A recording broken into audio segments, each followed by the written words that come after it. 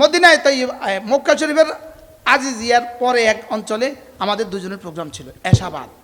তো এক বেটা ওখানে থাকে, সে বলতেছে আপনারা ছোট্ট ছোট্ট বিষয়গুলো নিয়ে ঝগড়া করেন, আপনারা ছোট্ট ছোট্ট বিষয়গুলো নিয়ে ঝগড়া বন্ধ করলে হয় না, আপনারা ছোট্ট ছোট্ট বিষয়গুলো নিয়ে আলোচনা না করলে হয় না। তো উনি বলতেছেন আমি তো চুপ থাকি, বেশি কথা বলি না, মাওলানা আনিস তো আনিসে। তো মাওলানা আনিস বলতেছে একটা কাগজ লন, জোরে করতেছে একটা কাগজ লন, কলম দেন, কোনটা কোনটা ইসলামের ছোট্ট ছোট্ট বিষয় সে লিখে দাও, তো আমরা কালকে থেকে এগুলো আর করবো।